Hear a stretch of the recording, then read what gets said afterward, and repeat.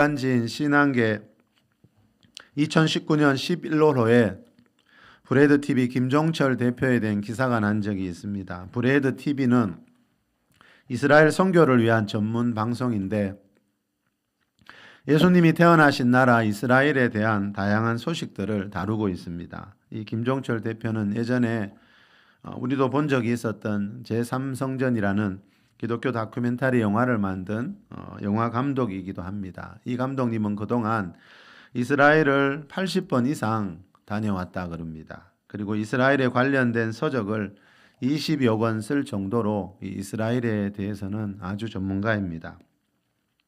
신한계에 보니까 몇 년 전에 이 감독님이 이스라엘을 방문했을 때 있었던 일을 이렇게 말합니다.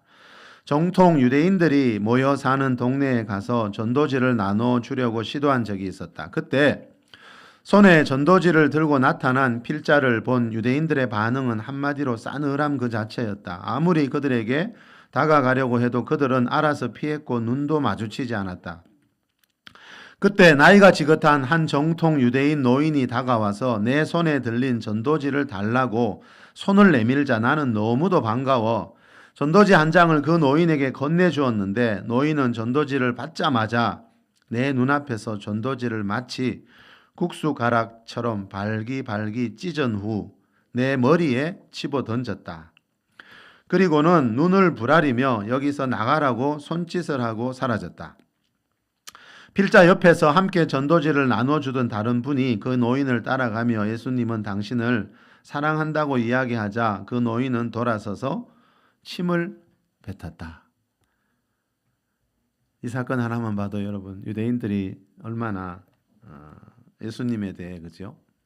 어떻게 생각하는지 알 수가 있습니다. 물론 모든 유대인들이 다 이런 정도는 아니겠지만 이때 전도했던 곳이 정통 유대인들이 사는 마을이라서 이 기독교에 대한 반감이 이렇게 더 컸을 겁니다. 이 김종철 감독이 쓴 또 다른 책인 이스라엘에는 예수가 없다라는 책에 보면요. 유대인들이 기독교를 얼마나 싫어하는지 몇 가지 예를 소개해 놨습니다. 우리나라에는 국가적인 기념일은 아니지만 5월 8일은 세계 적십자의 날입니다. 적십자 마크 기억나세요? 흰 바탕에 빨간 십자가가 그려져 있는 것이 적십자 마크인데 이슬람권을 제외하고는요. 세계 대부분의 나라에서 이 병원 구급차에 이 적십자 마크를 붙여 놓습니다. 이 적십자 마크가 붙여 있는 차는 전쟁 중에도 서로 공격하지 않는 것이 이 국제적인 약속입니다. 그런데 이스라엘은요, 이 예수님의 고난을 상징하는 십자가 모양이 들어 있다고 해서 이 마크를 사용하지 않습니다. 그리고 이스라엘에는요, 계산할 때 사용하는 더하기 표시 있잖아요. 이 더하기 표시도 우리와는 모양이 다릅니다. 이 더하기 표시가 십자가 모양과 거의 비슷하지요. 자, 그래서 이 가로획 아랫부분에 있는 이 튀어나온 이 부분을 밑에 있는 부분을 지워버리고요.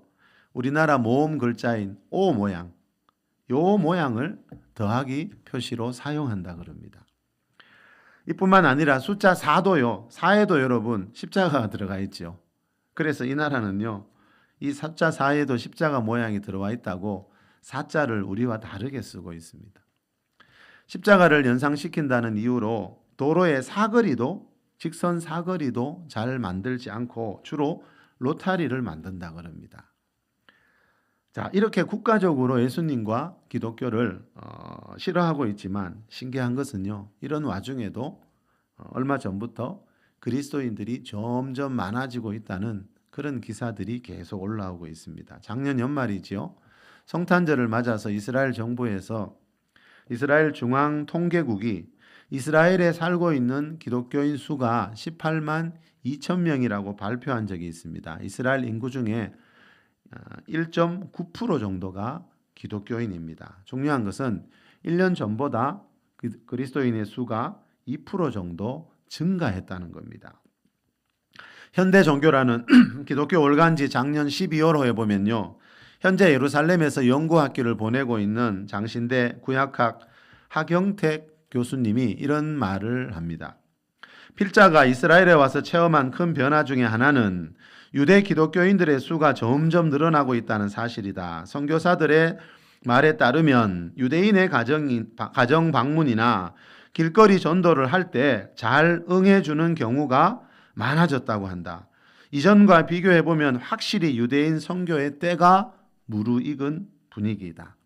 자, 유대인 선교의 때가 다가온 것 같다는 말이요. 한 20년 전부터 많이 나오고 있습니다. 이 유대인 선교는요, 성경적으로 보면 아주 중요한 의미가 담겨 있습니다. 유대인 선교가 왜 중요한가 하면요, 예수님 믿는 유대인들이 점점점 많아지고 있는 것은요, 성경에서 가장 자주 반복하는 주제인 예수님의 재림이 아주 가까워지고 있다는 징조이기 때문입니다.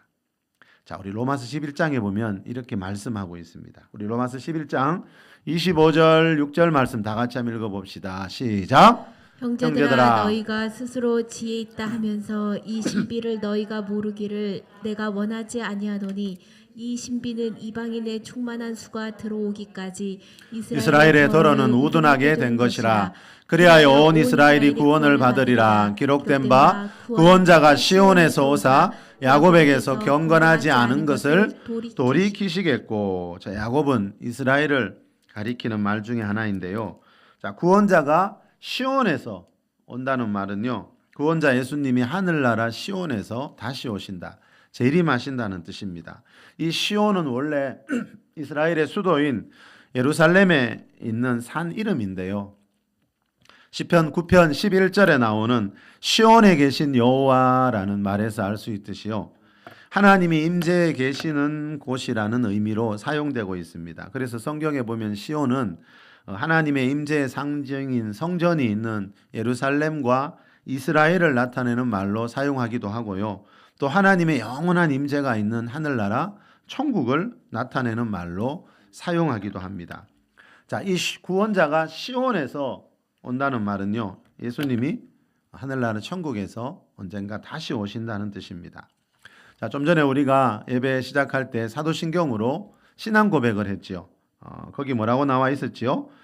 예수님이 십자가에 못 박혀 죽으시고 장사된 지 사흘 만에 죽은 자 가운데서 다시 살아나셨으며 하늘에 오르시어 전능하신 하나님 우편에 앉아 계신다 그랬죠. 계시다가 그랬죠. 자, 예수님이 우리 죄를 위해 십자가에서 못 박혀 죽으시고 부활 승천하신 뒤에 지금은 하나님 우편에 앉아 계신다는 겁니다. 자, 하나님 우편에 앉아 계시다가 거기로부터 그랬습니다. 거기로부터 살아있는 자와 죽은 자를 심판하기 위해서 재림하신다는 겁니다. 하나님은 지금 하나님 보좌 우편에 하나님과 함께 계시다는 거죠. 그런데 성경에서 말하는 이 재림의 징조가 다 이루어지고 나면 거기로부터 이제 다시 오신다는 겁니다. 사도행전 1장에 보니까 예수님이 부활하신 뒤에 하늘로 올라가시던 날 그 모습을 바라보던 제자들에게 천사들이 나타나서 이렇게 말했지요. 갈릴리 사람들아 어찌하여 하늘을 쳐다보느냐. 너희 가운데서 하늘로 올려지신 이 예수는 올라가심을 본 그대로 오시리라. 하늘로 가심을 본 그대로 오시리라. 자, 예수님 재림하실 때도 그 올라가실 때 본 것처럼 재림하실 때도 그렇게 보면 알 수 있다는 거죠. 그런데 성경은 예수님이 언제 재림하시는지 그 날과 때는 가르쳐 주지 않습니다. 자, 그렇지만 그 재림의 날이 아직 멀었는지 가까워지고 있는지 알 수 있는 길이 있는데요. 가장 분명한 징조 중에 하나가 뭔가 하면 예수님의 재림이 가까워지면요, 이스라엘 사람들 중에 많은 사람들이 예수님을 믿게 됩니다. 자, 이런 의미가 방금 읽었던 이 말씀 안에 포함되어 있습니다. 자, 우리 25절 말씀 한 번 더 읽어볼까요? 형제들아, 시작. 형제들아 너희가 스스로 지혜 있다 하면서 이 신비를 너희가 모르기를 내가 원하지 아니하노니 이 신비는 이방인의 충만한 수가 들어오기까지 이스라엘의 더러는 우둔하게 된 것이라. 자, 신비라는 말이 두 번 나오는데, 그죠? 이 하나님 나라 안에서 일어나는 신비로운 일이 있습니다. 꼭 알으라는 뜻이겠지요. 뭡니까? 이 신비는 뭐에 대한 겁니까? 이방인의 충만한 수가 들어오기까지 이스라엘 백성들이 우둔하게 되어 있다는 겁니다. 성경은 이 세상 모든 민족을요, 유대인과 이방인으로 나눕니다. 이스라엘 사람인 유대인 외에는 다 이방인입니다. 자, 이방인의 충만한 수가 뭡니까? 하나님이 이방인 중에서 구원하시려고 하는 수를 계획해 놨다는 겁니다. 자, 이방인 중에서 구원하려고 하는 그 수가 다 채워지면 예수님이 태어난 나라, 이 이스라엘 사람들이 영적인 우둔함에서 벗어나서 예수님을 믿게 된다라는 뜻입니다. 자, 현재 미국에 사는 약 2%의 사람이 유대인입니다. 100명 중에 2명이 미국에 살고 있는 사람들 중에 100명 중에 2명이 유대인입니다. 그런데 2%밖에 안 되는 이 유대인들이요, 하버드 대학을 비롯한 최고 명문 대학 교수의 40%가 유대인이고요, 세계 100대 기업의 소유주 중에 40%가 유대인이고요, 미국의 3대 언론사도 다 사주가 유대인입니다. 자, 특히 변호사와 의사 등 전문 직종에 이 유대인들이 많이 있습니다. 여러분, 2%에 불과한 유대인들이 그죠? 미국 사회에서 이렇게 큰 영향력을 끼치고 있다는 겁니다. 그런데 영적으로 보면 유대인들은 방금 나온 말씀처럼 우둔한 상태에 있습니다. 영적인 눈이 가리워져 있다는 거죠. 자, 구약에 예언되어 있는 자기 민족이 그토록 기다리던 메시아 예수님이 2000년 전에 그 땅에 오셨는데 그 예수님을 알아보지 못하고 아직도 그 예수님을 핍박하고 있다는 거죠. 자, 유대인들은요, 이 예수님이 재림의 날이 가까워 올 때까지 이 영적으로 우둔한 상태에 있습니다. 그래서 재림이 임박해지면 이제 그 우둔함에서 벗어나서 영적인 눈이 열리게 됩니다. 자, 그렇게 될 때 방금 26절 말씀 다시 한번 띄워볼래요? 그리하여 온 이스라엘이 구원을 받게 되는 것이 하나님 나라의 신비 중에 하나라는 겁니다. 예. 세상 사람들은 여러분 세상의 경제 활동에 가장 관심이 많지요. 그런데 성경은 그죠? 하나님 나라는 그죠? 어느 민족이 어떤 사람이 예수님을 믿고 구원을 받게 되는가? 자, 그 구속사, 구원 역사에 가장 관심이 있습니다.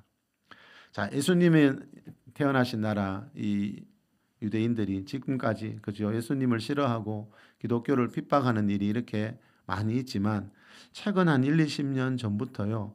그 나라의 영적인 지도가 변화되고 있다는 그런 말들이 굉장히 많이 나오고 있습니다. 자, 이 이방인 중에 충만한 수가 채워지고 예수님 재림 앞두고 유대인들이 예수님을 믿게 되면 온 이스라엘이 구원을 받게 됩니다. 자, 온 이스라엘은요, 이스라엘 사람 전부가 구원을 받는다는 말이 아니라요, 이방인 중에 구원받는 자의 수가 채워지면 이스라엘 사람들 중에도 많은 사람들이 믿게 되고 이렇게 되면 온 이스라엘이 구원을 받게 된다라는 뜻입니다. 야고보서 1장 1절에 보면요, 하나님과 주 예수 그리스도의 종 야고보는 흩어져 있는 12지파에게 무난하노라라는 말씀으로 시작합니다. 여기서 말하는 12지파는요, 구약시대 이스라엘 백성들을 말하는 것이 아니라 이스라엘 12지파가 하나님 백성이었듯이 신약시대에는 12지파 개념이 사라졌지만 예수님을 믿는 성도들이 그 영적인 12지파라는 뜻입니다. 그래서 온 이스라엘입니다. 유대인 중에 믿는 사람과 이방인 중에 믿는 사람을 온 이스라엘이라고 그렇게 표현하는 겁니다. 구약시대 12지파였던 유대인과 신약시대 영적인 12지파인 이 이방인 그리스도인을 합치면 방금 말씀하는 온 이스라엘이 되는 겁니다. 자, 하나님의 구원 계획은요, 온 이스라엘을 향하고 있습니다. 마태복음 24장 3절에 보면요, 제자들이 어느 날 예수님께 주의 임하심과 세상 끝에는 무슨 징조가 있습니까? 라고 묻는 장면이 나옵니다. 징조라는 말이 나옵니다. 자, 재림의 날짜는 아무도 모르지만요, 재림의 징조를 보면 재림이 얼마나 가까워지고 있는지를 우리가 알 수 있다는 거죠. 자, 그런데 재림의 그 징조 중에 아주 중요한 것이 하나 있는데, 자, 방금 읽어드린 이 말씀 아래 14절에 보면 나옵니다. 자, 우리 마태복음 24장 14절 말씀 다 같이 한번 읽어봅시다. 시작! 이 천국 복음이 모든 민족에게 증언되기 위하여 온 세상에 전파되리니 그제야 끝이 오리라. 자, 천국 복음이 온 세상 모든 민족에게 온 세상에 그죠? 모든 이방인들에게 이 말이죠. 모든 민족에게라마는 이 천국 복음이 모든 민족, 모든 이방인들에게 다 전파되면 그때 무슨 일이 있다고요? 좀 전에 말씀드린 것처럼 이스라엘도 예수님을 믿게 되고 그때 예수님의 재림을 통해 온 이스라엘이 구원을 받는 일이 일어난다는 겁니다. 자, 이 복음이 그럼 온 민족에게, 모든 이방인들에게 다 전파되었다는 것을 어떻게 알 수 있는가 하면요. 좀 전에 11장에서 본 것처럼 이스라엘이 우둔함에서 벗어나서 예수님 믿게 되는 것을 보면 복음이 모든 이방인들에게 전해졌다는 것을 알 수 있다는 거죠. 그래서 예수님의 재림을 기다리는 사람들은요. 이스라엘을 주목하고 있습니다. 그리스도인이라면 누구나 이스라엘에 관심을 가지고 주목해야 된다는 거죠. 이스라엘과 예루살렘은요, 우리나라에서 비행기로 12시간 걸리는 먼 곳에 있지만요, 우리 그리스도인의 삶과 아무 상관이 없는 게 아니고요. 여러분, 우리 그리스도인의 삶과 지금 우리가 하고 있는 일의 성공과 실패에 아주 엄청난 영향을 끼치고 있다고 성경은 말씀합니다. 오늘 본문에 그 이야기가 나오고요. 오늘 본문 말씀에 보면 이 이스라엘과 예루살렘에 대한 관심은요, 내 인생의 성공과 실패에 엄청난 관계가 있다라고 말씀합니다. 자, 오늘 본문 우리 1절에서 시편 122편 1절에서 4절까지 한번 읽어볼게요. 시작. 사람이 내게 말하기를 여호와의 집에 올라가자 할 때 내가 기뻐하였도다. 예루살렘아 우리 밭이 내 성문 안에 섰도다. 예루살렘아 너는 잘 짜여진 성읍과 같이 연설되었도다. 지파들 곧 여호와의 지파들이 여호와의 이름에 감사하려고 이스라엘의 전례대로 그리로 올라가는도다. 그리로가 어딥니까 여러분? 그리로가 어딥니까? 1절에서 말하는 여호와의 집이지요. 사람들이 내게 말하기를 여호와의 집에 올라가자 할 때 내가 기뻐하였도다. 이 다윗이 쓴 시입니다, 여러분. 자, 다윗 왕 때는 아직 성전이 없었잖아요, 여러분. 자, 예루살렘에 성전이 아직 세워지기 전이었고요. 예루살렘에 그 법궤를 보관해두는 장막만 있을 때였습니다. 사무엘하 6장에 보니까요, 다윗이 왕이 된 뒤에 이 예루살렘으로 법궤를 옮겨오는데요. 그때 법궤 앞에서 춤추며 뛰놀며 춤추는 모습이 나옵니다. 한 나라의 왕인데 백성들이 보든 말든 그 하나님의 임재를 상징하는 법궤가요, 그 수도 예루살렘 성으로 들어올 때 다윗이 너무 기뻐서 어쩔 줄을 몰라 했습니다. 자, 다윗은 그리고 그날만 그렇게 기뻐한 게 아니고요. 이 시를 보면 알 수 있듯이 그날 이후에도 늘 법궤가 있는 그리로 사람들이 올라가자 할 때 그 법궤가 있는 그곳에 가서 하나님의 임재가 있는 그 임재를 상징하는 법궤가 있는 그곳에 가서 하나님을 예배하자는 말을 들을 때마다 기뻐했고 그래서 이 시를 쓰게 되었습니다. 자, 우리 5절에서 7절도 한번 읽어봅시다. 거기에 시작. 거기에 심판의 보좌를 두셨으니 곧 다윗의 집의 보좌로다. 예루살렘을 위하여 평안을 구하라. 예루살렘을 사랑하는 자는 형통하리로다. 네 성 안에는 평안이 있고 네 궁중에는 형통함이 있을지어다 라고 지금 축복하고 있어요.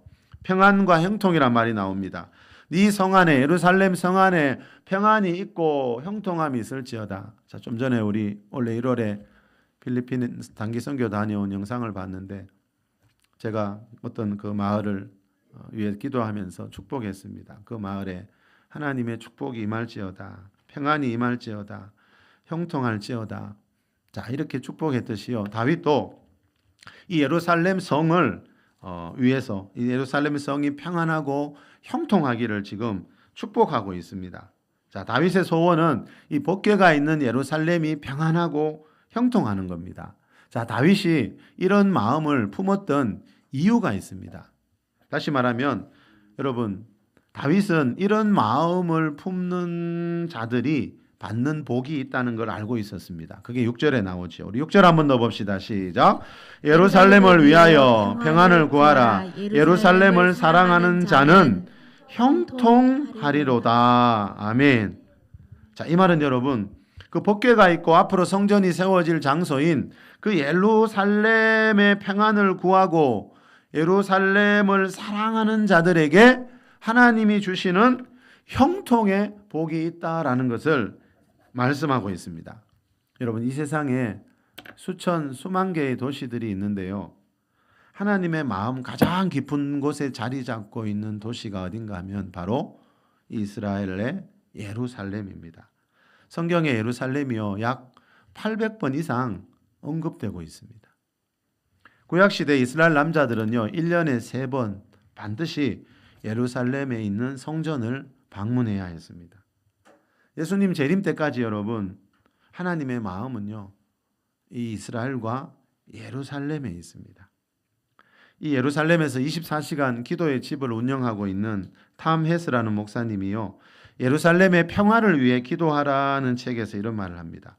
많은 기독교인이 여행객으로 이스라엘에 와서 예루살렘의 돌과 통곡의 벽, 많은 교회사의 유적지, 보석 가게, 선물의 집을 방문하는데 시간을 보내고 떠난다. 그러나 하나님이 예루살렘을 사랑하시는 마음에 관하여는 아무 감동도 받지 못하고 가는 것은 너무나 안타까운 일이다. 자, 이 목사님이 볼 때 성지순례의 목적이 뭐라는 겁니까? 그 먼 곳까지 가서 여러분, 그죠? 교회의 유적지나 선물 가게 방문할 수 있겠지만 그보다 더 중요한 것은 그 나라 이스라엘 예루살렘을 향한 하나님의 마음을 느끼고, 그죠? 그 마음을 알고 돌아오는 것이 가장 중요하다는 거죠. 우리가 필리핀에 단기 선교를 가는데 여러분, 그 단기 선교를 가서 뭐가 가장 중요하겠습니까? 하나님이 그 필리핀에 있는 영혼들을 얼마나 사랑하시고 필리핀을 얼마나 사랑하시는지 그 마음을 알고 오는 게 가장 중요하다는 거죠. 자, 여러분, 하나님을 믿는다는 것은 다른 게 아니고요, 하나님이 사랑하는 것을 사랑하고 하나님이 중요하게 여기는 것을 중요하게 여기는 것, 그게 하나님의 백성이라는 겁니다. 자, 이스라엘과 예루살렘은요, 나와 상관없는 지구 반대편에 있는 먼 나라 이야기가 아니고요, 하나님으로부터 오는 이 형통의 복을 받을 수 있느냐 없느냐를 결정짓는 중요한 요소 중에 하나라는 거죠. 그리고 이것은요, 창세기 12장에 나오는 우리 믿음의 조상이라고 하는 아브라함을 하나님이 부르실 때처럼 그 부르실 때 이미 정해 놓으신 이 땅에 흐르고 있는 복과 저주의 법칙 중에 하나입니다. 자, 성경이 말하고 있는 가장 중요한 것 중에 하나가 우리가 살고 있는 이 세상에 어떤 복과 저주의 법칙이 흐르고 있다는 거죠. 자, 이 복과 저주의 법칙을 알지 못하면 한때 아무리 잘 나가던 사람들도 보십시오, 금방 무너지고, 가정도, 그죠? 시편에서 말하는 것처럼 여호와께서 세우시지 않는 집은 무너지는 일들이 너무나 많이 있습니다. 그래서 그리스도인이 되면 무엇보다도 성경에서 말하는 이 생사화복의 원칙, 이 복과 저주의 법칙, 성경에서 말하는 이 부분을 확실히 알고 있어야 된다는 거죠. 그런데 이 복과 저주의 법칙이요, 이 이스라엘 예루살렘과도 깊은 연관이 있다는 겁니다. 이것은 창세기 12장에 나오는 믿음의 조상 아브라함을 부를 때부터 이미 이 세상 가운데 흐르고 있는 법칙입니다.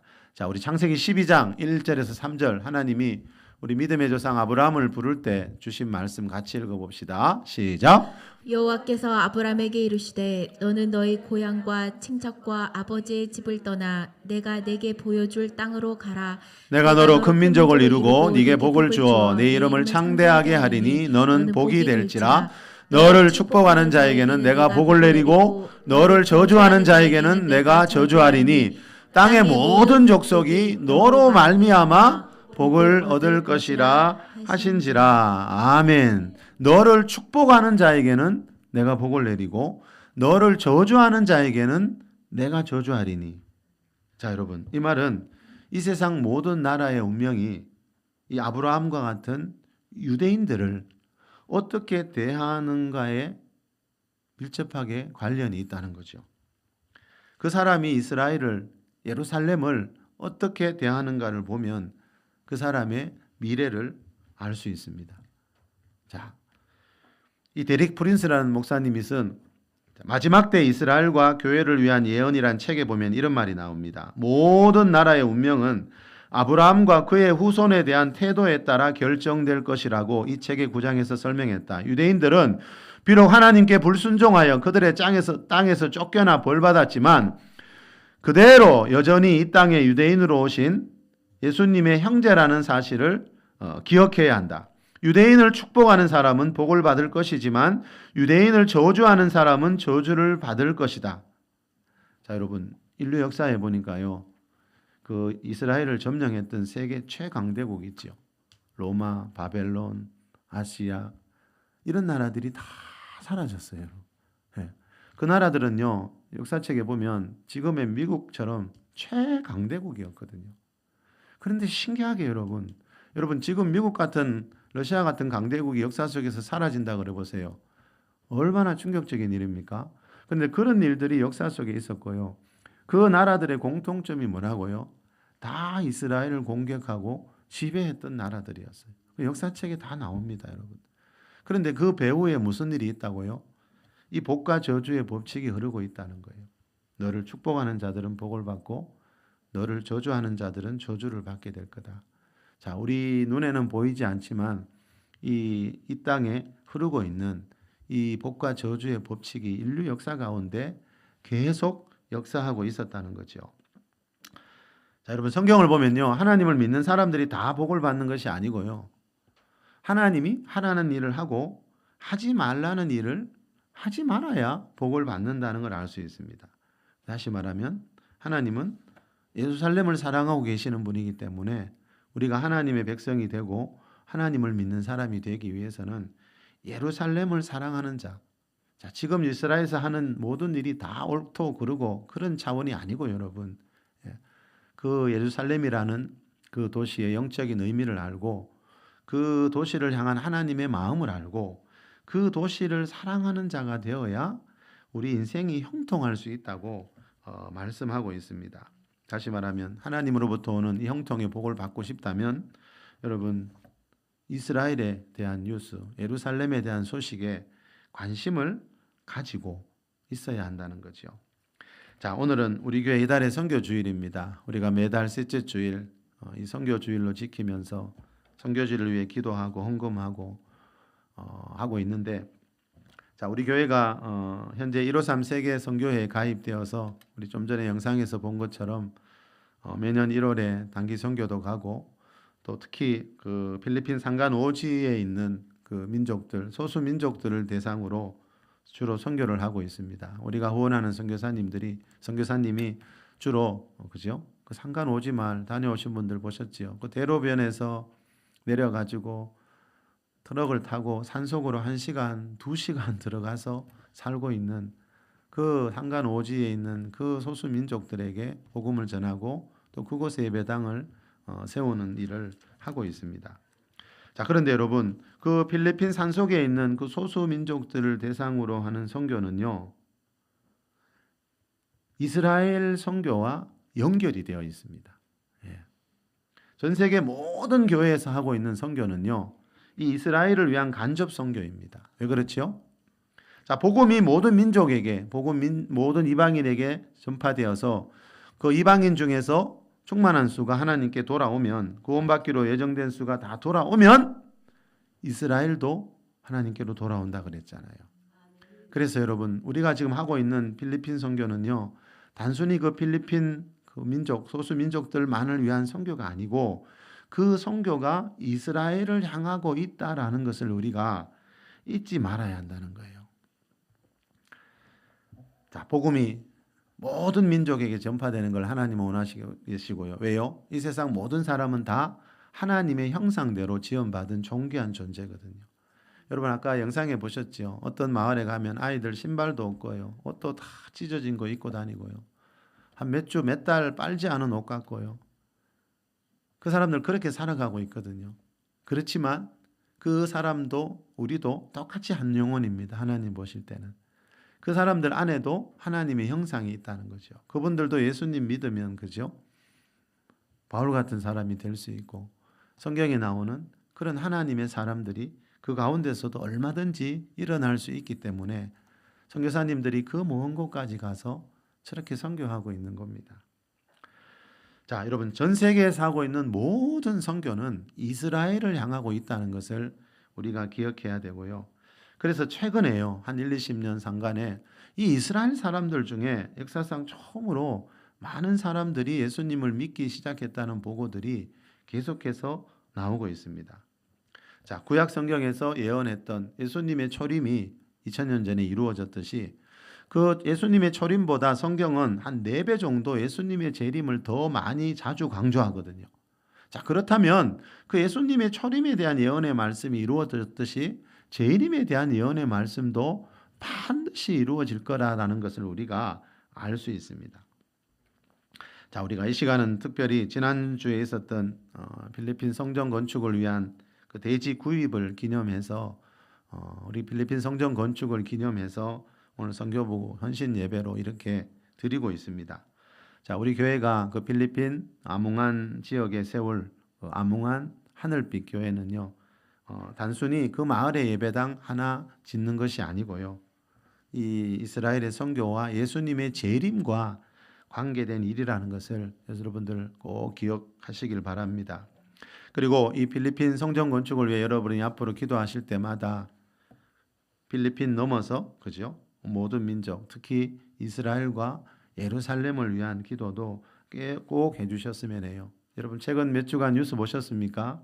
최근 몇 주간에 이스라엘 그 영토를 향해서 미사일이 1200발, 1000발이 넘는 미사일이 그 작은 나라, 그 이스라엘은 우리나라 강원도만한 땅이거든요. 그 안에 지금 한 900만 명이 살고 있거든요. 근데 최근 몇 주에 상간에요, 그 좁은 땅 안으로 이스라엘 안으로 1200발이 넘는 미사일들이 날라왔어요. 이 말은요, 이스라엘은 영적인 전쟁이만이 아니라 육적인 전쟁, 대부분 늘 육적인 전쟁 가운데 있어요.